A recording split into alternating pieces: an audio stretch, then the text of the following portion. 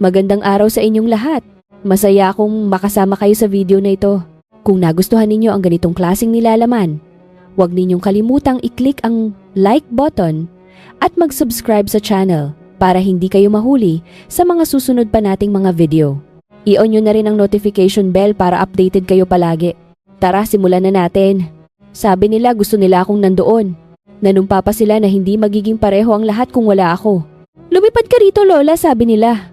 Gusto naming narito ka para sa Pasko. Kaya ginawa ko. Inimpake ko ang aking hulmahan ng leche flan. Inimpake ko ang aking paboritong shawl. Inimpake ko ang bawat piraso ng lambing na natitira sa akin. At pagkatapos naghintay ako, nakatayo ako sa Gate 3A ng NAIA Terminal 3 sa ilalim ng sign ng arrival. Hawak ang aking degulong na maleta at ang aking jacket na maayos na nakasampay sa aking braso. Maraming taong nagmamadali may dalang bulaklak lobo at mga batang may hawak na karatula. Ang iba ay nagkakayakapan, ang iba ay umiiyak. Lahat sila ay sinusundo. Nakatayo ako roon na parang isang naligaw na package. 42 minuto na ang nakalipas mula nang lumapag ang eroplano. 2 beses ko nang tiningnan. Binasa ko rin ng 3 beses ang text mula sa manugang kong si Maricel. Darating kami. Excited na ang mga bata na makita ka na may kasunod na heart emoji. Sumagot ako. Lalapag ang flight ng 10. Sabik na akong mayakap kayong lahat. Walang sagot. Nanatiling nakatupi ang jacket ko dahil mainit sa loob. Hindi ako umupo dahil pakiramdam ko kapag umupo ako parang sumuko na ako. Ayaw kong magmukhang isang matandang babae na kinalimutan na. Sa isang pagkakataon nag-vibrate ang phone ko. Hindi tawag, hindi text kundi isang notification mula sa Facebook. Bumilis ang tibok ng puso ko. Hindi dahil sa pakialam ko sa social media kundi dahil minsan doon muna nagpo-post ang pamilya ko bago nila maalalang tawagan ako. Binuksan ko ang app. Nandoon sila. Silang lahat. Ang anak kong si Danilo suot ang asul na sweater na ipinadala ko noong nakaraang taon. Ang asawa niyang si Maricel nakangiti ng malapad at mukhang galing sa bakasyon gaya ng dati. Ang mga batang sina Ken at Sofia nakapaligid sa isang mesang may mga kandila lechon at iba't ibang handa. Isang leche flan na hindi ako ang gumawa. Lahat sila ay nakataas ang baso para sa isang toast. Ang caption, Full House, Full Hearts. Maligayang Pasko mula sa aming pamilya para sa inyo. Muling tiningnan ng mga mata ko ang litrato. Walang mali. Walang puwang para sa akin sa mesang iyon. Hindi ako umiyak. Hindi muna noon. Tumalikod lang ako isinuot ang jacket. At nagsimulang maglakad palabas ng terminal lagpas sa mga taxi, lagpas sa mga shuttle sign. Hindi ko alam kung saan ako pupunta pero alam ko ang isang bagay. Hindi na ako maghihintay na maalala nila ako. 3 araw bago ang aking flight tumawag si Danilo. Iyon palang dapat ay nagduda na ako. Hindi madalas tumawag ang anak ko. Maliban na lang kung birthday may babayarang bill o may kailangan. Pero sa pagkakataong ito, ang boses niya ay kasing tamis ng pulot sobrang masayahin. Nay, may gagawin ba kayo ngayong Pasko? Sabi ko, plano ko lang manatili sa bahay magluto ng konting manok. Baka gumawa ng leche flan. Kung kakayanin ng mga kamay ko at manood ng lumang pelikula. Wala lang, simple lang, sabi ko. Ako lang at ang radyo. Tumigil siya sandali na parang may kinakalkula. Ano kasi sabi niya tinatanong kayo ng mga bata? Naisip ko baka gusto ninyong pumunta rito ngayong taon. Magkakasama ang lahat. Hindi magiging tama ang pakiramdam kung wala kayo. Ang bahaging iyon ang hindi magiging tama ang pakiramdam kung wala kayo may nagawa iyon sa akin. Matagal na panahon na simula nang maramdaman kong talagang gusto akong makasama sa isang lugar. Kailangan oo.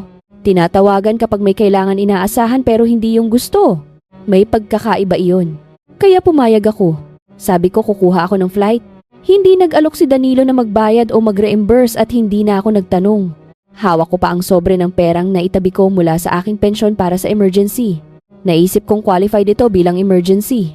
Pagkatapos naming mag-usap, tinitigan ko ang phone ko ng matagal.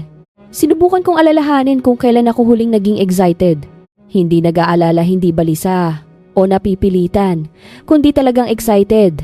Ang huling beses na may nag-imbita sa akin ng walang hinihinging pabor ay ilang taon na ang nakalipas. Nag-book ako ng ticket nung gabing iyon nakahanap ng promo flight. Nagbayad pa ako ng extra para sa seat na may mas malaking legroom. Hangal siguro pero naisip ko, Kung lalakbayin ko ang kalahati ng bansa, gawin ko na ng may kaunting ginhawa. Kinabukasan namili ako. Hindi lang regalo, bagaman bumili ako ng 2 libro para sa mga bata at isang box ng imported na tsokolate na gusto ni Maricel. Hindi bumili rin ako ng para sa sarili ko. Isang bagong shawl navy blue malambot na tela. Yung uri ng tela na maganda ang bagsak sa balikat at nagpaparamdam sa'yo na baka kabilang ka rin sa litrato. 3 araw bago ang flight nakaimpake na ako. Tiningnan ang panahon sa Maynila, siniguro ang mga lock ng bahay, inilabas ang basura ng maaga. Hindi ko sinabi sa mga kaibigan ko sa baryo na aalis ako. Marami lang silang itatanong. At baka ang isang bahagi ko ay ayaw itong ma-jinx. Napakatagal na simula nang may magsabing, "Halika, gusto ka naming narito." Lumipad ako sa mismong araw ng Pasko. Punuan ng airport, puno ng mga taong may hila-hilang bag, naka-headphones, may mga una na hugis hayop. Nginitian ko ang isang sanggol sa kabilang hilera. Nakipagpalitan ng tingin sa isa pang matandang babae na nagbabasa ng pocketbook. Pareho kaming may mga kamay sa kandungan, parehong may mga kuwentong hindi na isatinig. Nang lumapag ang eroplano, inayos ko ang aking palda at pinagpaga ng aking kandungan. Isinuot ko ang aking magandang sapatos, yung itim na may kaunting takong. Gusto kong magmukhang uri ng babae na iniimbitahan. At naniwala ako na ganoon ako hanggang sa napatunayang hindi.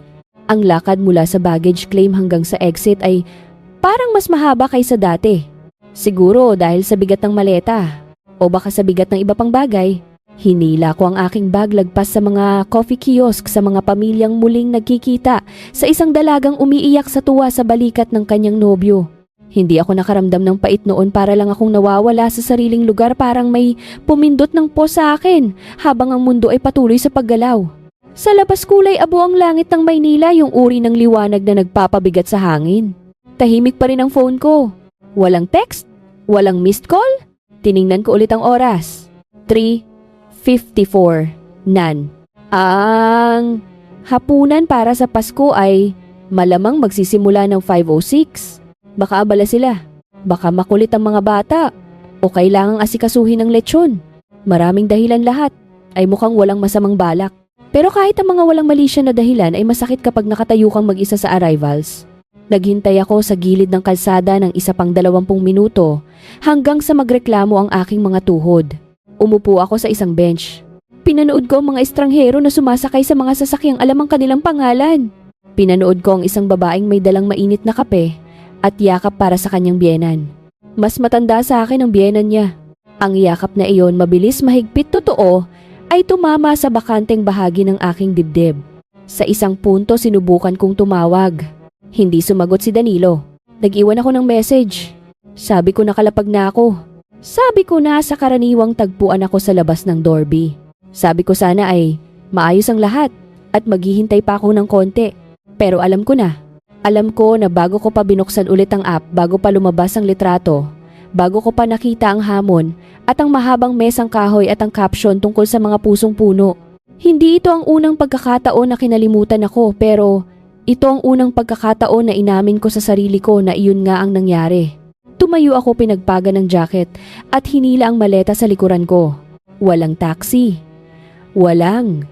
Grab ako lang at ang bangketa. Isang lalaking nagtutulak ng stroller ang ngumiti ng pagod. Tumango ako pabalik. Nakakatawa kung paano sa loob o labas ng airport minsan mas nararamdaman mong nakikita ka ng mga estranghero kaysa sa sarili mong kadugo. Mag-aalas 5 na noon. Mas lumalamig na ang hangin. Yung uri ng ginaw na dumidikit sa balat. At nagtatanong, ano na ngayon? Hindi ako sumagot, nagpatuloy lang sa paglalakad. Ang sapatos ko ay hindi ginawa para sa ganito kahabang lakaran, pero hindi ako huminto. Mga kalahating milya ang layo, lagpas lang sa isang car rental, nakita ko to. Isang maliit na gusali na may neon sign na nagsasabing Aling Tina's Eatery. Kumukurap-kurap ang ilaw nito. Ang mga bintana ay malabo dahil sa init sa loob.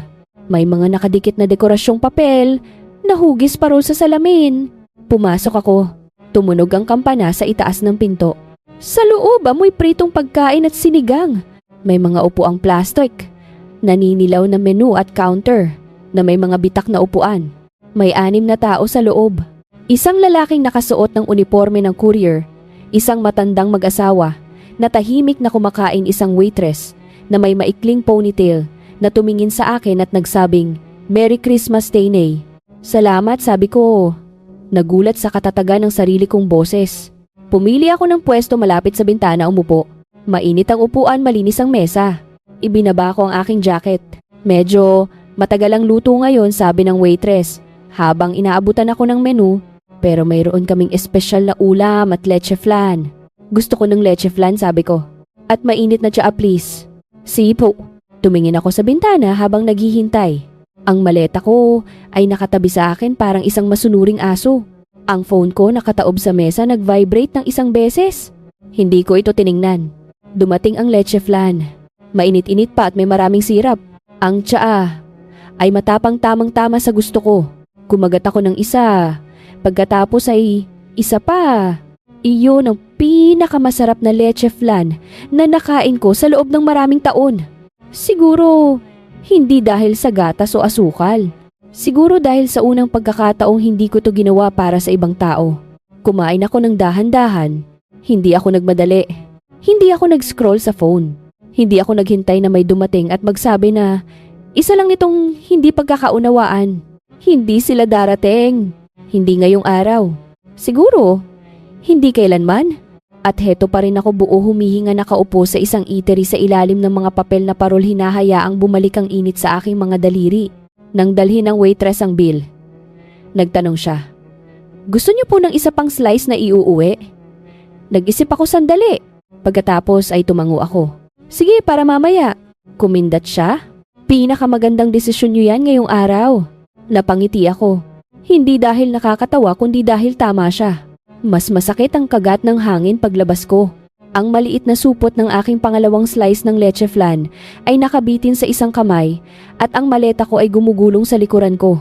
Wala akong plano. Walang hotel na nakabook. Walang naghihintay, pero hindi ko naramdamang naliligaw ako. Hindi eksakto. May isang uri ng kapayapaan na dumarating kapag sa wakas ay itinigil mo na ang pag-asa na ang mga taong nanakit sa iyo ang mag-aayos nito. Habang naglalakad, lalong lumakas ang hangin. Hindi malayo ang pinakamalapit na budget motel. Nakita ko ang sign habang naglalakad mula sa airport. Valley Inn Weekly, rates available. Hindi magarbo, isang kwadradong gusali na may kupas na pintura at isang vending machine sa tapat. Pero may mga ilaw ito at sapat na yun. Sa loob ng lobby, isang lalaki sa counter ang nanonood ng basketball sa maliit na TV. Tumingin siya. Nang pumasok ako, ang mukha niya ay puno ng pagkainip. "Kukuha ng kwarto." "Oo, para sa isang gabi lang," sabi ko. "Single?" Tiningnan ko ang sarili ko. Ang magandang sapatos ko ay may mga dumi na mula sa paglalakad. Ang shawl ko ay amoy eroplano. Tumango ako. "Single?" Inabot niya ang form sa counter. ID at pambayad. Inabot ko ang mga ito. Habang nagtatype siya, tumingin ako sa TV. Talo ang Hinebra. Parang walang pakialam ang lalaki. "Room 114, sabi niya sabay abot ng susi. Sa dulo ng hilera. Kinuha ko ito, nagpasalamat at hinila ang maleta ko sa sidewalk. Ang kwarto ay gaya ng inaasahan ko. 2 ilawan na hindi magkapares, isang kumot na may kupas na kulay, isang telebisyon na mas matanda pa sa 2 kong anak pero mainit ito. May gumaganang aircon at malinis na banyo. Hinubad ko ang aking sapatos at umupo sa gilid ng kama. Masakit ang mga paa ko. Masakit ang likod ko. Pero ang puso ko, ang bahagi na dapat ay durog na durog, ay parang buo pa rin. Tinitigan ko ang phone. Nang matagal, bago ko ito binaliktad. 3 missed calls mula kay Danilo, 2 mula kay Maricel, isang text. "Nay, nasaan kayo?" Walang sorry, walang paliwanag, pagkalito lang. Para bang ako ang nawala? Para bang ako ang nakalimot sumipot? Hindi ako sumagot. Sa halip, binuksan ko ang aking maleta, kinuha ang aking notebook, ang ginagamit ko para sa listahan ng bibilhin at mga kaisipang hindi ko masabi, nang malakas at sumulat sa isang bagong pahina. Hindi ako ekstrang tao. Hindi ako dagdag lang. Hindi ako side dish sa mesa ng ibang tao. Tinitigan ko ang pangungusap ng matagal. Pagkatapos ay sinalungguhitan ko ito. Maaaring umiyak ako noong 1 taon o 5 taon na ang nakalipas. Pero ngayong gabi hindi dumating ang mga luha. Ang dumating ay isang kakaibang linaw ng isip, parang paglubog sa malamig na tubig. Nakakabigla pero malinis. Hindi lang ito tungkol sa hapunang ito o sa airport. Ito ay tungkol sa mga taon na humantong dito. Ang mga birthday na nilaktawan nila. Ang mga voicemail na hindi sinagot. Ang mga huling minutong imbitasyon na laging parang obligasyon hindi kailanman saya. Naalala ko ang Pasko 2 taon nang nakalipas nang tumawag si Maricel at nagsabing, "Gusto ka sana naming papuntahin kung hindi ka mahihirapang bumiyahe." Ang tigil sa boses niya ang paraan ng pagsabi niya ng kung ipinagluto ko sila ng hamon sumakay ako ng bus. Naalala ko ang ika. 4 na kaarawan ni Danilo. Pinadalhan ko siya ng magandang pitaka na may ukit ng kanyang initials. Nagpadala siya ng group text na nagsabing, "Salamat sa mga regalo lahat kayo." Naalala ko ang school play ni Sofia, kung paano ko hinanap ang live stream mismo at nanood sa aking maliit na laptop habang may baso ng alak at bara sa aking lalamunan. Hindi niya alam na nanonood ako. Walang nakabanggit nito. At gayon pa man, patuloy akong sumisipot hanggang ngayon. Siguro kailangan munang tumayo sa gilid ng kalsada nang mag-isa sa ibang lungsod para makita ang hugis ng matagal na nandoon. Hindi ako bahagi ng buhay nila. Isa akong accessory, isang kaginhawaan, isang placeholder para sa mga oras na kailangan nilang maalala ang kanilang mas mabuting sarili. Tiningnan ko ang paligid ng motel room, pangit tapat gumagana. Ito ang pinakatapat na lugar na napuntahan ko sa loob ng maraming taon. Tumayo ako, gumawa ng tsaa gamit ang plastic na coffee machine at umupo ng D4 sa kama kasama ang aking pangalawang slice ng leche flan. Walang platong seramika, walang telang napkin, supot lang na papel at plastic na tinidor. At gayon pa man, parang lasa itong isang bagay na pinaghirapan ko. Ang kisame ng motel room ay may lamat na parang mapa ng kalsada. Tinitigan ko ito habang ang aircon ay maingay na humuhuni. Sa labas naririnig ko ang hangin na humahampas sa dingding at ang paminsan-minsang ugong ng makina mula sa freeway sa malapit. May isang lalaki sa kabilang kwarto na inuubo malalim ba sa miserable, sa kung saan may nag-flash ng inidoro.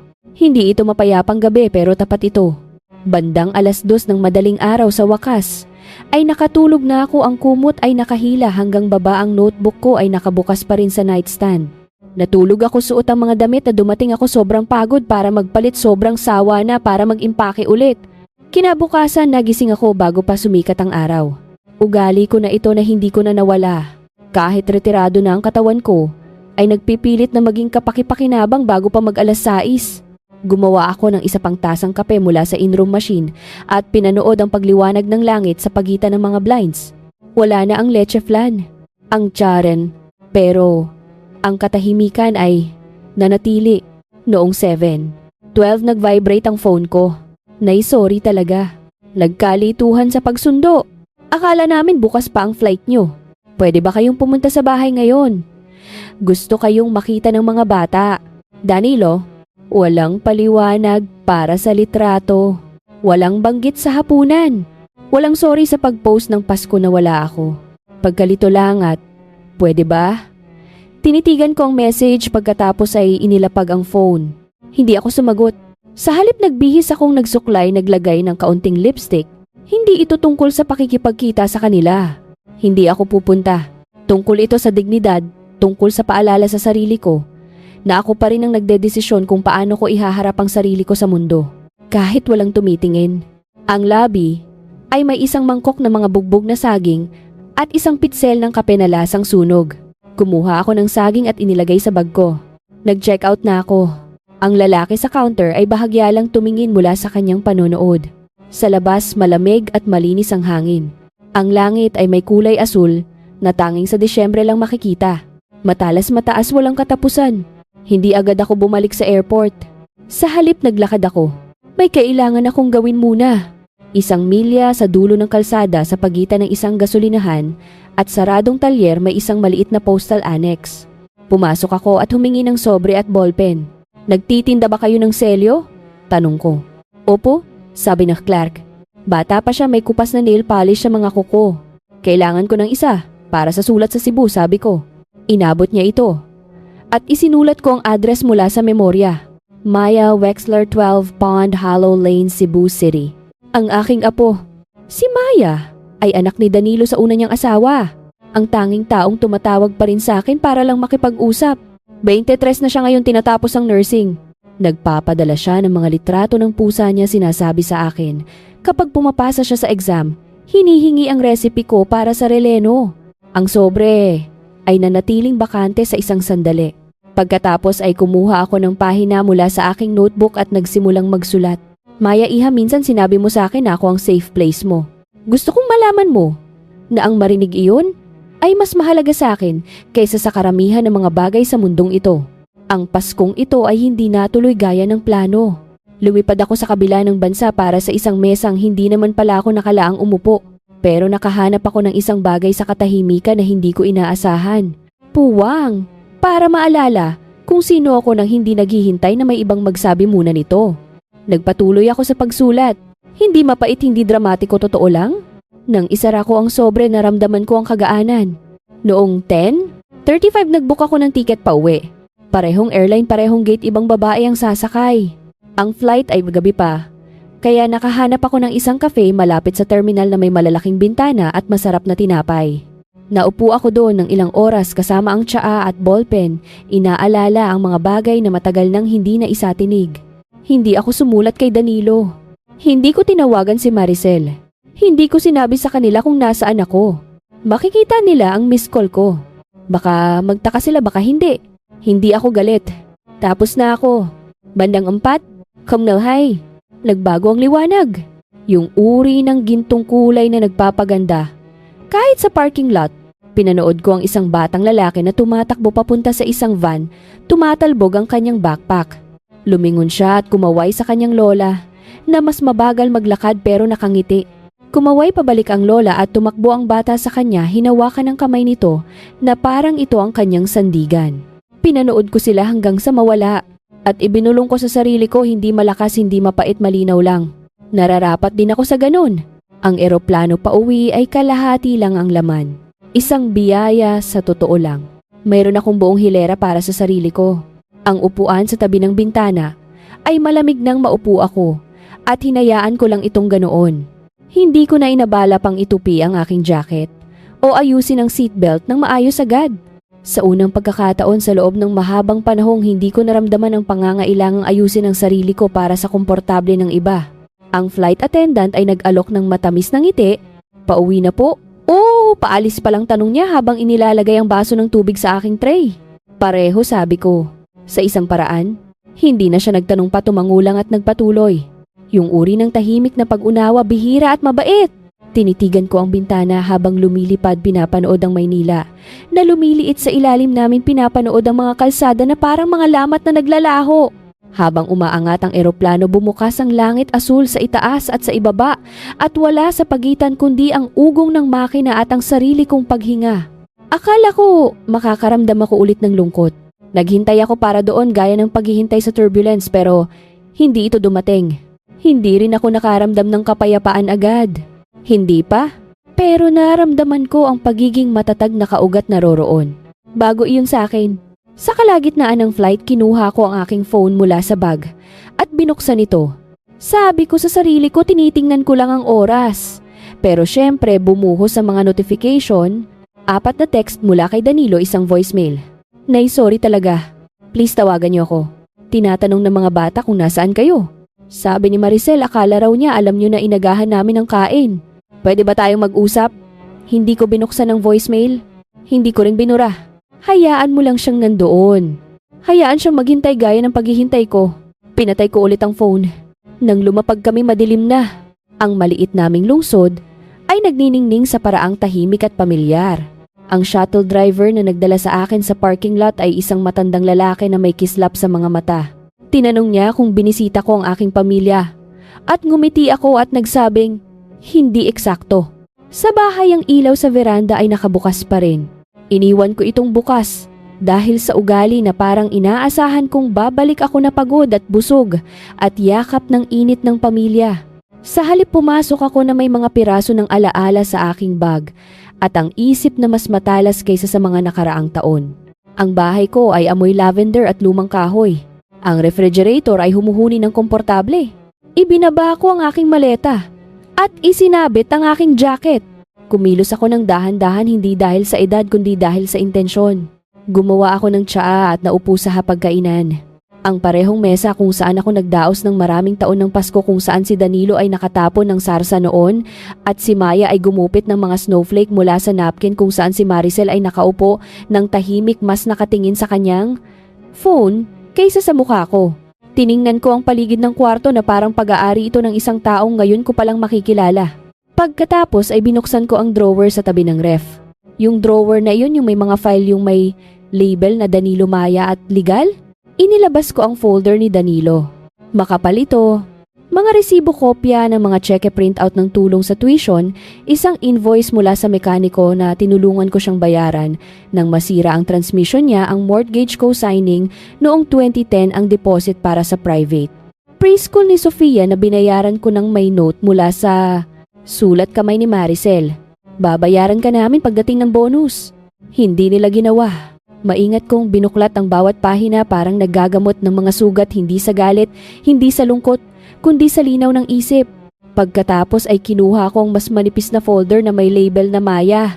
Mga birthday card, mga litratong ipinadala niya printout ng kanyang college graduation announcement, mga sulat kamay na note sa makulay na tinta, pasasalamat sa pagtulong sa kanya sa isang course fee, isang postcard mula sa bakasyon. Sana nandito ka, Lola. Isinara ko ang parehong folder at sumandal. Pagkatapos ay kinuha ko ang aking notebook. At sa pagkakataong ito, hindi damdamin ang isinulat ko. Isinulat ko ang isang plano. Kinabukasan, nandoon na ako sa bangko bago pa bumukas ang mga pinto. May hamog sa labas, malamig. Pero umakyat ako ng dahan-dahan at matatag suot ang aking lumang sapatos at ang parehong navy blue shawl. Hindi terno ang shawl sa aking scarf, pero wala na akong pakialam sa hitsura. May pakialam ako sa aksyon. Ang teller, isang batang lalaki na may mabait na mata, ay binati ako sa paraang inilalaan ng mga tao para sa matatanda. Magandang umaga, Mrs. Bexla. Paano po namin kayo matutulungan? Gusto kong makausap ang tungkol sa aking mga account, sabi ko. Lahat sila. Tumango siya, tiningnan ang screen at tumawag sa likod.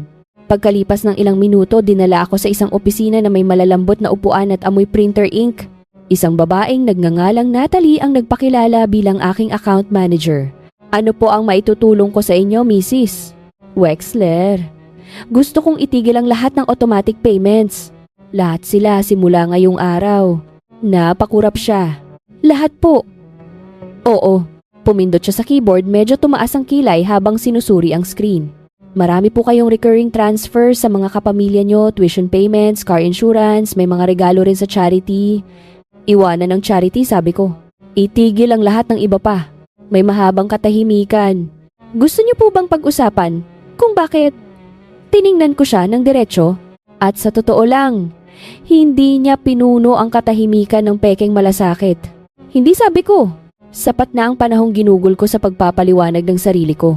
Tumango siya. Naiintindihan ko po.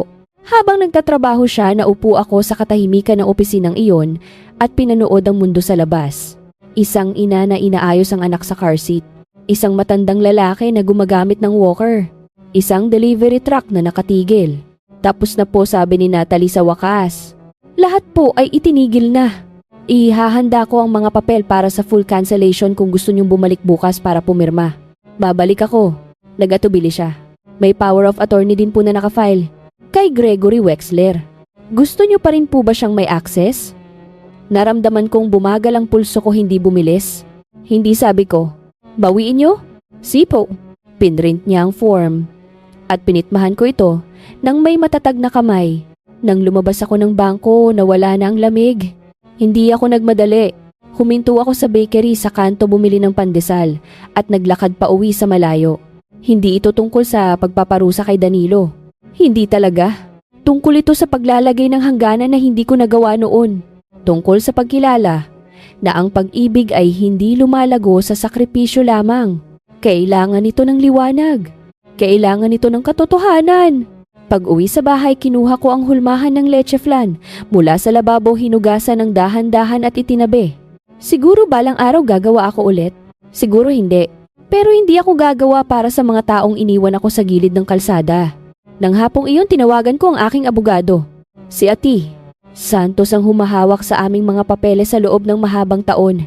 Tinulungan niya kaming bumili ng bahay, ayusin ang testamento ng aking asawa kahit ang paggawa ng unang bersyon ng sa akin noong 2005.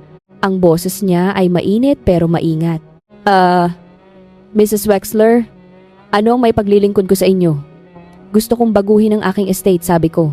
At gusto kong gumawa ng trust para kay Maya. Sipo, hindi siya nagtanong kung bakit. Hindi na kailangan.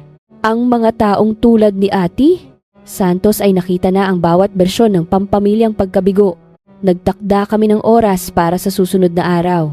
Nang ibaba ko ang phone, wala akong naramdamang tagumpay, walang panalo, linaw lang. Nung gabing iyon, naupo ako sa veranda na may kumot sa aking balikat at tsaa sa tabi. May ilang kapitbahay na dumaan. Ang isa ay kumaway, ang isa ay hindi. Tahimik ang kalye. At naramdaman ko hindi okay, hindi gumaling agad pero matatag, parang sa wakas ay tumigil na ako sa pagkatok sa pintong hindi naman talaga bubukas. Kinabukasan 9:00 ng umaga nasa opisina na ako ni Ate Santos. Isang maliit na gusali na may mga lunti ang shutters at isang reception area na amoy lumang papel. Ang mga parehong litrato ay nakasabit pa rin ng kanyang mga anak, ang kanyang bangka, ang aso niyang may suot na Santa hat. Tumayo siya nang pumasok ako, magalang pa rin gaya ng dati. Mrs. Wexler, mabuti at naparito kayo. Salamat, Ate. Naupo kami? Parehong upo ang balat, parehong tumitibok na orasan. Parehong tumpok ng mga form sa kanyang mesa. Bagaman ngayon ang kanyang salamin ay mas makapal na at ang kanyang bigote ay puting-puti na. Ano ang babaguhin natin ngayon? Tanong niya ng malumanay. Ang testamento ko, sabi ko, at gusto kong gumawa ng trust. Lahat ng pag-aari ko, bawat sentimos, bawat asset gusto kong protektado. At gusto kong mapunta ito kay Maya. Kay Maya lang. Hindi siya kumurap, tumangulang at kinuha ang kanyang legal pad. Ibig sabihin aalisin natin sina Gregory at Maricel. Oo, sapat na ang nakuha nila sa akin. Sobra-sobra pa. Tumingin siya pero hindi nagkomento. Gusto ko yung airtight, patuloy ko. Walang butas. Si Maya ang beneficiary. Mapupunta sa kanya ang lahat kapag wala na ako. At habang buhay pa ako, maaari niyang gamitin ang trust para sa pag-aaral, bahay, kalusugan o emergency. Ako ang magdedesisyon kung ano ang emergency. Napangiti ng konti si Santos. Napag-isipan niyo ito ng mabuti. Oo, ang bahay ko, ang pension account, ang mga savings, lahat. Kung may pangalan ko ilipat sa trust, naiintindihan ko. At gusto niyo pang hawakan ng kontrol habang nabubuhay. Siyempre, mabait na bata si Maya, sabi ni Santos. Dati pa. Naramdaman kong sumikip ang lalamunan ko. Siya lang ang tanging nakakakita sa akin bilang tao, hindi bilang pitaka. Hindi kumontra si Santos sa pait sa boses ko. Kung gayon, siguraduhin nating masusunod ang kagustuhan niyo. Sa sumunod na oras, tinalakay namin ang bawat item. Nagtanong siya, sumagot ako ng matatag. Wala nang pag-aalinlangan. Nang matapos kami, tinipon niya ang mga papel sa isang folder at tumingin sa akin ng may paghanga. Ihahanda ko ang final draft sa loob ng ilang araw, sabi niya. Ipapanotaryo natin at tapos na. Salamat, sabi ko. Paglabas ko, malamig ang hangin. Naglakad ako pa uwi, ng dahan-dahan huminto sandali para bumili ng isang maliit na poinsettia sa flower shop. Hindi na ako masyadong nagdedekorasyon pero gusto ko ng isang bagay na maliwanag sa hapagkainan, isang bagay na buhay. Pagpasok ko pa lang ng pinto, tumunog ang phone. Hindi ko kilala ang numero pero sinagot ko. Lola, si Maya Yong. Ang boses niya ay hingal, kabado, mainit. Nakuha ko po ang sulat niyo. Napaupo ako sa mesa. Nakuha mo, opo? Hindi ko po alam ang nangyari. Sabi ni na Papa at Tita Maricel, nag-cancel daw po kayo ng flight last minute. Pinalabas nila na kayo ang nagbago ng isip. Siyempre gagawin nila iyon. Nandoon ako, Maya. Sabi ko ng malumanay. Lumalapag ako. Naghintay ako. Nakita ko ang mga litrato. Tumahimik si Maya. Sorry po talaga, bulong niya. Wala po akong kaalam-alam. Alam ko, Iha. Hindi mo kasalanan iyon. Dapat tumawag ako. Dapat tiningnan ko kayo. Hindi mo alam? Hindi ikaw ang gumawa ng desisyong iyon. Narinig ko ang singhot niya sa kabilang linya. Miss na miss ko po kayo nung araw na iyon. Parang hindi tama ang pakiramdam na wala kayo. Sa unang pagkakataon mula nang mangyari ang sa airport, may naramdaman akong kurot sa aking mga mata. Pero hindi pumatak ang luha. Hindi mo na ngayon. Salamat, sabi ko. Mas mahalaga iyan kaysa sa alam mo. May katahimikan sa pagitan namin. Hindi awkward kundi puno ng damdamin. Lola, sabi niya sa wakas. Pwede po ba akong bumisita dyan next weekend? May break po kami sa klase. Sasakay po ako ng bus o train. Ang puso ko ay parang bumuka sa isang bagay na malambot at masakit. Siyempre, sabi ko, nakarihanda na ang kwarto para sa'yo. Dadalhin ko po ang chessboard, sabi niya. Naglalaro pa rin po kayo. Hindi ako tumitigil. Nag-usap pa kami ng ilang minuto bago nagpaalam. Naupo ako doon sa mesa. Ang kamay ay nakapatong pa sa phone. Sa pagkakataong ito, hindi ko naramdamang nakalimutan ako. Hindi ko naramdamang invisible ako. Naramdaman kong nakikita ako. Noong Sabadong iyon tanghaling tapat, nakatayo ako sa istasyon ng bus. Nakasuot ng pinakamainit kong jacket, pinapanood ang mga pasaherong bumababa mula sa biyaheng galing Cebu. Ang istasyon ay amoy diesel at ulan. Hawak ko ang isang supot na papel, may sandwich at saging baka sakaling nakalimutan niyang kumain. At pagkatapos nandoon na siya. Bumaba si Maya na nakasuot ng malaking hoodie at maong ang kanyang mga kulot na buhok ay nakatago sa isang bini, may dalang kupas na bag sa balikat. Mukhang mas matanda na siya. Kaysa noong huli ko siyang nakita, mas matalas ang hitsura. Pero nang makita niya ako, lumiwanag ang kanyang mukha. Patakbo siyang lumapit at niyakap ako ng mahigpit. Napakasimple lang nito. Walang tanong. Walang sorry. Walang tensyon. Ang kanyang mga braso lang sa paligid ko mahigpit at totoo. "Hi Lola!" Bulong niya sa aking balikat. "Hi Apo!" Sabi ko, "Nandito ka na." Nagmaneho kami pa uwi sa katahimikan sandali. Pinapanood niya ang mga kalsada na parang sinusubukang isaulo ang mga ito muli. Nagmaneho ako. Nang dahan-dahan hinahayaan siyang pagmasdan ng lahat. Hindi gaanong nagbago ang neighborhood pero pakiramdam ko iba ito ngayong kasama ko siya. Sa bahay gumawa ako ng tsaa habang inilalagay niya ang kanyang bag sa guest room. Bumalik siya nang may kagaanan ng isang taong kabilang sa tahanang iyon, nakaupo sa sulok ng sofa gaya ng dati. Ang chessboard ay naghihintay sa coffee table. Naglaro kami. Nanalo siya. Pagkatapos ay naglaro ulit kami. Nanalo ako. Fair and square. Nang lumaon na upo kami. Sa hapagkainan parehong may hawak na mug ng tsaa. Ang poinsettia na binili ko ay nasa gitna, pula pa rin at buhay na buhay. Binasa ko po ulit ang sulat niyo sa bus, sabi niya, habang hinahaplos ang gilid ng kanyang mug. Hindi ko pa kayo nakitang sumulat ng ganoon. Ngayon ko lang kinailangan gawin iyon, sabi ko. Dati akala ko ang pagiging tahimik ay isang uri ng dangal pero nalaman ko na ginawa lang akong madaling baliwalain. Tumingin si Maya sa akin. Hinding-hindi ko kayo binaliwalain. Alam ko? Nagatubili siya. Hindi alam ni Papa na nandito ako. Inaasahan ko na iyon. Tumawag siya nung isang gabi, tinatanong kung nakausap ko kayo simula nung Pasko. Hindi ako nagsinungaling. Sabi ko lang hindi pa tayo nag-uusap. Mabuti iyon. Umiling siya. Hindi iyon kabaitan, Lola. Pagod na po ako. Pagod na akong magpanggap na normal ang lahat. Nagulat ako doon. Si Maya ay laging maingat, laging tagapamagitan sa kanilang pamilya. Ang marinig siyang nagsalita nang ganoon matatag at mahinahon ay nagsasabing lumalaki na siyang matapang. Hindi mo kailangang magpanggap dito, sabi ko. Kailanman. Tumango siya. Kayo rin po. Kahit kailan. Naupo kami sa katahimikan, sumisimsim ng tsaa. At sa unang pagkakataon, sa loob ng ilang linggo, na-realize ko na hindi na ako galit. Hindi ko kailangan sina Danilo o Maricel na magmakaawa o magpaliwanag o gumawa ng kwento tungkol sa kung ano ang naging mali. Hindi ko kailangan ng text o voicemail o huling imbitasyon. Hawak ko na ito. Ang bahay ko, ang tsaa ko, ang aking apo. Hawak ko ang sarili ko. Nung gabing iyon, nag-alok si Maya na magluto ng hapunan.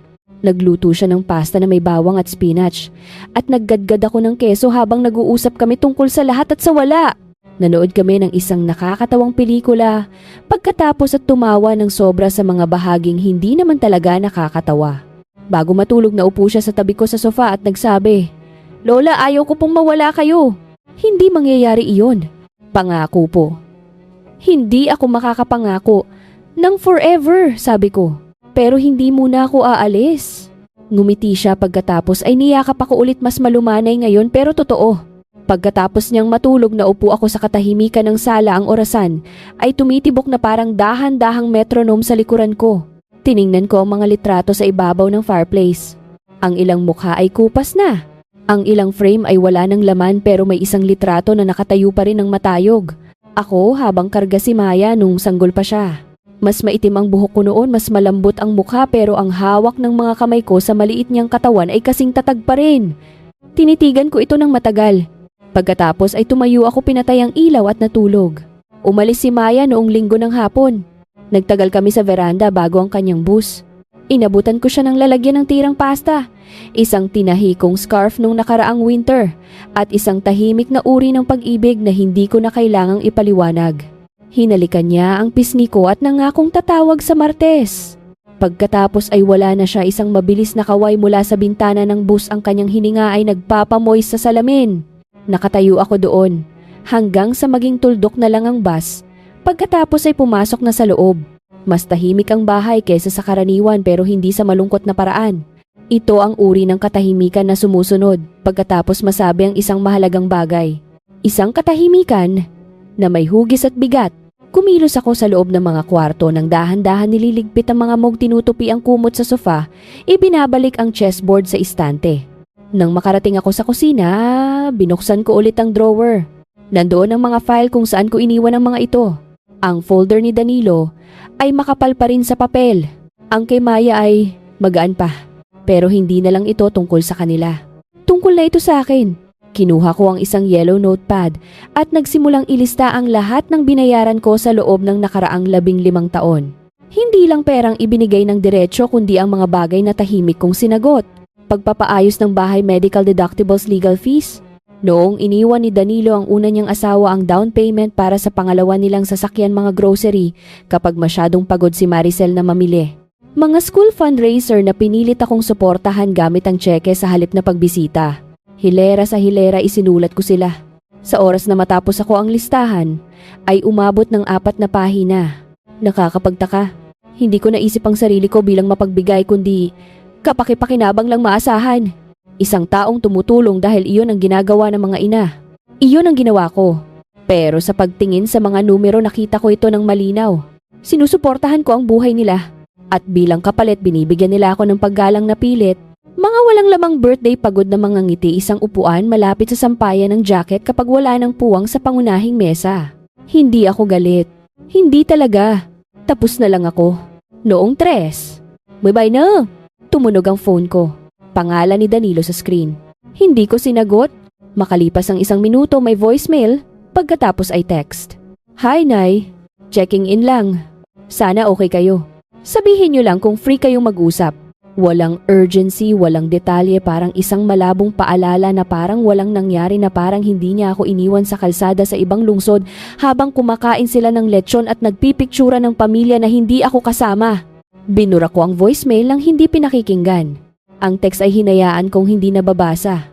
Nung gabing iyon nagtulos ako ng kandila. Hindi para sa anumang espesyal na okasyon, para lang sa katahimikan, para sa payapang bahay at sa paraan ng liwanag na tumatama sa gilid ng counter sa kusina. Nagbuhos ako ng 1 baso ng alak, isa sa mga magagandang bote na itinago ko para sa totoong holiday. Naghanda ako ng 1 pwesto sa mesa, nag-init ng sabaw at naupo. Hindi nag-i-scroll, hindi naghihintay, hindi umaasa na tumunog ang phone. Naupo ako sa sarili kong buhay. Nang lumaon bago matulog, binuksan ko ang aking email, hinanap ang folder na may label na travel. Sa ilalim ay ang resibo ng aking flight nung Pasko. Round trip, return complete. In-forward ko ito sa sarili ko. Pagkatapos ay nagdagdag ng note sa subject line. Katibayan ng pag-alis at pagbabalik. Walang pagsagip, walang muling pagsasama, ako lang. Hindi ko to ipinadala sa kahit kanino. Hindi ko na kailangan. Kinabukasan tinawagan ko ulit si Ati. Sanctus. Napag-isipan ko na, sabi ko sa kanya. Gusto kong magdagdag ng close sa trust. Siyempre po, sabi niya. Ano po iyon? Gusto kong si Maya ang maging sole executor pero gusto ko ring may nakalakip na sulat. Hindi legal kundi personal. Maaari po tayong maglagay ng statement of intent, sabi niya. Hindi nito babaguhin ang legalidad pero maipapaliwanag nito ang inyong mga dahilan. Mabuti. Isusulat ko ito. Noong umagang iyon, naupo ako at nagsimulang magsulat. Para sa sino mang nagbabasa nito matapos akong mawala. Kung nagtataka kayo kung bakit ganito nahati ang mga bagay, hayaan ninyong sabihin ko ng malinaw. Hindi ito parusa. Ito ay katapatan. Ginugol ko ang aking buhay sa pagbibigay ng tahimik at tuloy-tuloy. Pero ang pag-ibig na walang paggalang ay hindi pag-ibig. Ang presensya na walang pagkalinga ay hindi pamilya. Pinili ko ang nag-iisang tao na nakakita sa akin bago ako tuluyang naglaho. Hindi ko natapos ang sulat nung araw na iyon. Hindi ko kailangang magmadali. Ang ilang bagay ay nararapat na isulat ng dahan-dahan. Dumating ang Martes at lumipas ng walang tawag mula kay Maya. Hindi dahil nakalimutan niya kundi dahil napag-usapan naming iyon. May clinical siya nung linggong iyon. At ayaw niyang madistract. Tatawag ako ng Biyernes, sabi niya. Pagkatapos ng shift ko parehong oras.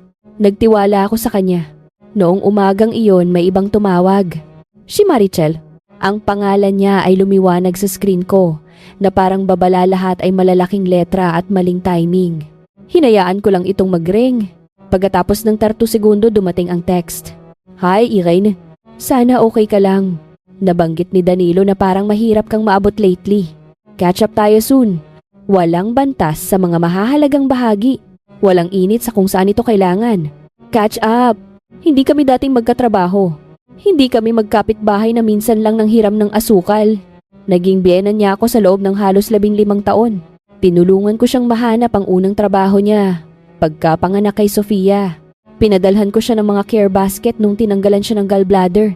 Binayaran ko ang bulaklak para sa libing ng kanyang ina nung gipit sila sa budget. Catch up. Inilapag ko ang phone nang hindi sumasagot. Nang dakong hapon parang may hudyat may isa pang message na dumating. Galing naman kay Danilo. Sumubok tumawag si Maricel. Nagsisimula na kaming mag-alala. Pwede bang sabihin mo lang na okay ka? Ang irony nito. Iniwan nila ako sa airport pero ngayon sila ang nag-aalala. Hindi nung nakatayo ako dala ang maleta ko at walang sumundo. Hindi nung naglalakad ako papunta sa eatery na naninigas ang mga daliri.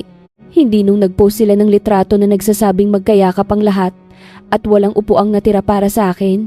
Pero ngayon nang ang katahimikan ang bumalik sa kanila, nagpapanik sila. Ang katahimikan ay makapangyarihan. Nakakanerbiyos ito sa mga taong sanay sa iyong ingay, sa iyong pagbibigay sa iyong oo. Pinanatili kong patay ang phone sa natitirang bahagi ng araw. Nung gabing iyon nag-ayos ako sa attic. Hindi para sa anumang dramatiko, para lang hanapin ang lumang recipe book na tinanong ni Maya noon yung may apple crisp na isinulat ko sa gilid. Maraming taon na akong hindi umaakyat doon. Ang mga kahon ay amoy alikabok at lumang kahoy. Sa isang kahon na may label na 1990-2015 nahanap ko ang libro at sa ilalim nito ay mga sulat dose-dose ng mga ito mga card mula kay Danilo nung teenager pa siya. Mga drawing ni Maya nung bata pa. Mga thank you note mula sa mga kaibigan at pinsan na matagal nang lumayo. Isang litrato ng asawa ko sa kanyang barong hawak ang isang leche flan na parang ito ay premyo. Naupo ako sa sahig ng D4 at hinayaan ang nakaraan na humilig sa aking kandungan. Napakaraming piraso ng sarili ko ang itinago ko para bigyang puwang ang iba. Inisip ko si Danilo nung maliit pa siya. Kung paano siya nagpupumilit na matulog na nakasandal ang ulo sa dibdib ko dahil mas malakas ang tibok ng puso mo kaysa sa ulan. Kung paano siya iiyak kapag aalis ako para pumasok ng maaga. Kung paano ko siya tinuruang magtali ng sapatos. Minahal ko siya ng buong buo noon. Siguro mahal ko pa rin siya. Pero ang pag-ibig ay hindi sapat na dahilan para sa pagpapabaya. At ang pagpapatawad ay hindi laging nangangahulugan ng pagbabalik. Hindi palagi. Maingat kong ibinalik ang mga sulat. Isinara ang kahon. At nung gabing iyon ng madilim ang bahay at tahimik ang mundo, binuksan ko ang notebook at nagdagdag ng 2 pang linya sa sulat para sa trust. Ayaw kong ang huling gagawin ko ay maging magalang lang. Gusto ko itong maging malinaw. Maya, nakita mo ako hindi dahil sa obligasyon, hindi dahil sa binigay ko, kundi dahil pinili mo. Iyon ang pamilya. Pagpili, paggalang. Katotohanan. Mabigat ang ballpen sa kamay ko pero sumulat pa rin ako. Kinabukasan dumiretso ako sa notaryo. Sa likod ito ng isang shipping store lagpas sa mga bubble wrap at greeting cards. Ang lalaki sa counter ay may mabait na mga kamay at mahabang paraan ng pagsasalita. Ang pangalan niya sa tag ay Dev. Kailangan ko pong ipanotaryo ang sulat na ito, sabi ko. Inilalantad ang mga pahinang isinulat ko at ang mga dokumento ng trust na inihanda ng abogado ko. Tiningnan niya ang unang pahina pagkatapos ay tumingin sa akin. Malalaking pagbabago po. Tumango ako. Matagal nang dapat ginawa.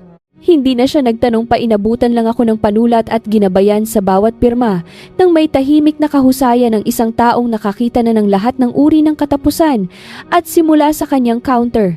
Nang matapos ito, naramdaman ko ang kagaanan. Hindi palaya, hindi pa, pero mas malinaw na parang ang daan sa harap ko ay may mas kaunting liko. Huminto ako sa grocery pagkatapos bumili ng gatas at dalandan isang bungkus ng bulaklak na nakasale ang uri ng mga bagay na binibili mo kapag matatag na ulit ang buhay. Kapag pinipili mo ang sarili mong kapayapaan sa halip na maghintay na ibigay ito sa iyo ng iba, sa bahay inilagay ko ang mga bulaklak sa isang florera sa tabi ng lababo. Ang bango ng bulaklak ay dahan-dahang kumalat sa bahay, malambot at tiyak. Hinubad ko ang aking jacket, itinupli ito at isinampay sa likod ng upuan. Nag-vibrate ang phone ko habang nililigpit ang mga binili ko. Si Danilo na naman. Nay, kailangan talaga nating mag-usap. Hindi ka sumasagot at lalo lang lumalala ang sitwasyon. Hindi ko alam kung anong nangyayari pero nag-aalala kami. Please, tawagan mo ako. Ang message ay mas mahaba kaysa sa dati. May bahid na ng panik pero wala pa ring totoong sorry, walang banggit sa kung anong nangyari. Walang pag-amin, kawalan lang. At ngayon ang pagkailang dito. Hindi siya sorry na kinalimutan niya ako. Sorry siya na tumigil na ako sa pagsasara ng mga butas na iniwan niya. Naupo ako, tinitigan ng screen, pagkatapos ay pinatay ulit ito. Nang hapong iyon, inilabas ko ulit ang mga folder. Kay Danilo, kay Maya ang trust packet at nilak silang lahat sa aking fireproof box, itinago ito sa ilalim ng kama. Hindi dahil nagtatago ako kundi dahil tapos na ako. Tapos na sa pagpapaliwanag, tapos na sa pagtatanong, tapos na sa paghihintay. Nagluto ako ng sopas nung gabing iyon. May lentihas, carrots, bawang. Alam pa rin ng mga kamay ko kung paano magsukat base sa instinct. Nagluto ako para sa isa, hindi para sa kawalan. Nag-ayos ako ng mesa hindi para sa pagdadalamhati kundi bilang ritual, bilang paggalang sa sarili ko. Masarap ang sopas. Nang lumaong naupo ulit ako sa veranda nakabalot sa shawl, ang hangin ay sapat na ang lamig para maramdamang may nagbabago. At habang isa-isang bumubukas ang mga ilaw sa kalsada, naalala ko ang isang sandali na maraming taon ko nang hindi naisip. 10 taon si Danilo noon. Umuwi siyang may sugat sa labi at putik sa maong. Tinulak siya ng isa pang bata sa field nung recess. Hindi siya umiyak, nakatayo lang sa lababo, hinuhugasan ng dugo sa mga kamay niya, nagsasabing, "Okay lang!" Wala lang. To, nilapitan ko siya noon at sinabing, "May karapatan kang masaktan. Hindi ka ginagawang mahina niyan. Sana may nagsabi rin yan sa akin." Dahil nasasaktan ako ng tahimik at tuloy-tuloy sa loob ng maraming taon at hinayaan ko lang itong hindi nasisiyasat dahil akala ko ang pagtitiis ay isang bertud. Pero hindi. Hindi palagi. Minsan isa lang itong pagkaantala. Minsan ito lang ang halaga ng katahimikan. Humigop ako ng tsaa nang dahan-dahan hinayaang dumampi ang gabi. Ang mga bulaklak sa kusina ay bahagyang gumagalaw sa hangin, isang kulay ube sa dilim, sa kung saan may asong tumatahol. Isang sasakyan ang pumasok sa driveway. May tumawang malakas at matining, isang tunog mula sa ibang buhay. At naupo ako sa sarili ko. Walang tanong, walang paghihintay, ang bigat lang ng sarili kong pag-aari. Sa wakas buo na. Gabi na ng Biyernes nang may kumatok. Nagtutupi ako ng labada sa mesa sa kusina, mga tuwalya na mainit-init pa mula sa dryer nang marinig ko ito. 3 mabagal na katok, hindi kartero, hindi kapitbahay yung uri ng katok na may pag-aalinlangan sa likod. Binuksan ko ang pinto at nandoon siya. Si Marichel. Masyadong perpekto ang buhok niya. Para bang sinuklay at nispray pa sa loob ng sasakyan. Nakasuot siya ng sapatos na masyadong matulis para sa aming mga bangketa at may dalang tote bag. Ang mukha niya ay may suot na ekspresyong inaral bahagi ay pag-aalala, bahagi ay performance. Irene, sabi niya, ang boses ay halos malambing. "Pwede ba tayong mag-usap?" Hindi ako sumagot agad. Tumabi lang ako at hinayaan siyang pumasok. Lumingon-lingon siya. Habang pumapasok na parang may inaasahang alikabok o kapabayaan. Ang bahay ay mukhang pareho pa rin pero may nagbago sa hangin. Alam ko iyon at sa tingin ko alam din niya. Dinala ko siya sa sala. Hindi siya umupo hanggat hindi ako nauupo. Inilagay niya ang kanyang tote bag nang maingat sa kanyang paanan at pinagdaop ang mga kamay. Alam kong galit ka, simula niya ang tono ay mukhang inensayo na. At gusto ko lang sabihin na ang buong bagay na ito ay isang malaking hindi pagkakaunawaan. Wala akong sinabi. Ano kasi, patuloy niya. Akala ni Danilo Biyernes ang flight mo. Iyon ang sabi niya sa akin. Hindi namin akalaing nakalapag ka na. At ang litrato, tanong ko. Napakurap siya. Ano? Ang litrato nung Pasko. Ang caption na nagsasabing full house. Kayong lahat na nakangiti sa mesa. Tumingin siya sa ibaba. Iyon ay post ko lang para sa holiday. Hindi ko sinasadyang saktan ka. Pero nasaktan mo ko. Tumingin siya ulit ng mabilis. Well, oo, pero sa tingin ko, kailangan na nating lagpasan iyon ngayon. Miss ka na ng mga bata. Tumatawag si Danilo. Nag-aalala kaming lahat. Kinulong mo na kami sa buhay mo. Naglabas ako ng maliit na hininga. Hindi. Tumigil lang ako sa pagsalo ng mga pagkukulang niyo para sa inyo. Iba iyon. Tumigas ang kanyang mukha. Pumunta ako rito dahil gusto naming ayusin ang lahat. Tiningnan ko siya. Nang diretso tiningnan ang pagod sa likod ng kanyang make-up, ang inis na nakatago sa kanyang kilos, ang pag-iwas na suot niya na parang pabango. Hindi ka pumunta rito para ayusin ang lahat, sabi ko, nang mahinahon. Pumunta ka para tingnan kung kapakipakinabang pa rin ako. Tumuwid siya ng upo. Hindi naman yata tama yan. Pero totoo. Tumingin siya sa hallway na parang umaasa na biglang lilitaw si Danilo para sagipin siya sa usapang ito. Sapat na ang naibigay ko, sabi ko ng mahinahon. Sobra-sobra pa. At nagdesisyon na ako kung saan mapupunta ang natitira. Nakuha niyo ng atensyon niya. Nanliit ang kanyang mga mata ng kaunti. Hindi ako galit, sabi ko. Hindi ako mapait. Tapos na lang ako. Irene, sabi niya. At ngayon ang boses niya ay mas matigas na mas malamig. Hindi ikaw yan. Alam ko, sabi ko. Ako na ito ngayon. May katahimikan. Gumalaw siya sa upuan. Alam ba ni Danilo na may binago ka? Siguro ay nagsisimula na siyang maghinala. Nawala ang poise ng mukha niya. At ang bahay, ang mga account, naasikaso na. Ang katahimikan pagkatapos niyon ay mabigat isang uri ng pagsusuma. Sa huli kinuha niya ang kanyang tote at tumayo. Well, sabi niya ang tono ay mabilis na. Sorry kung ganyan ang nararamdaman mo. Napangiti ako ng konti. Hindi. Sorry ka dahil tumigil na akong tanggapin ang mas mababa sa nararapat sa akin. Hindi na siya sumagot. Tumalikod lang siya at naglakad sa pinto. Sa pintuan nagatubili siya. Talagang nag-aalala si Danilo. Dapat lang, sabi ko. Hindi dahil wala na ako kundi dahil hindi na ako babalik. Isinara ang pinto nang may mahinang tunog. Nakatayo ako doon ng matagal ang kamay. Ay nasa doorknob ang hangin ay nanginginig pa mula sa usapan. Pagkatapos ay bumalik ako sa kusina. Tinapos ang pagtutupi ng tuwalya, nagtulos ng kandila, gumawa ng tsaa. Tumunog ang phone ng minsan nung gabing iyon. Danilo ulit. Hinayaan ko tong magring hindi dahil sa kalupitan kundi dahil sa wakas ang katahimikan ay pag-aari ko na. Ang Sabado ay dumating ng tahimik. Nagising ako ng maaga hindi dahil kailangan ko kundi dahil ang katawan ko ay bumalik na sa sariling ritmo, hindi na dinidiktahan ng expectation o ingay ng schedule ng ibang tao. Ang langit sa labas ay maputla at malambot ang uri ng umaga na hindi namimilit o nangangako basta nandoon lang. Dinala ko ang tsaa ko sa veranda at naupo sa ilalim ng kupas na kumot sa wicker chair. Ang usok ay dahan-dahang umaakyat mula sa tasa. Sa kung saan sa kalsada may batang sumigaw kasunod ang tunog ng skateboard. Malapit na ang bagong taon, pero hindi pa ito namimilit. Inisip ko ang pagbisita ni Maricel. Hindi sa panghihinayang, hindi sa galit kundi sa pagtataka lang na parang pinapanood ko ang ibang tao na inaalala ang isang usapang hindi naman talaga nangyari. Hindi siya pumunta para sa kapayapaan. Pumunta siya para sa kontrol. At sa unang pagkakataon hindi ko ito ibinigay. Iyon ang panalo. Hindi sa pagwawagi sa laban. Hindi sa pagiging tama. Kundi sa pananatiling matatag. Sa hindi na pagpapanggap na okay lang ang lahat para lang maging komportable ang iba. Nang hapong iyon tumawag si Maya. Masaya ang boses niya sa receiver. Hi Lola. Break po namin pero gusto ko lang pong mangumusta. Kumusta po ang linggo niyo? Maraming nangyari. Sabi ko humihigop ng tsaa pero matatag. Nahalata niya ang tono ko. May nangyari po. Dumaan si Maricel. Sabi niya. Sabi nila ni Papa gusto nilang ayusin ang lahat. Naayos po ba? Hindi. Huminga ng malalim si Maya. Sorry po.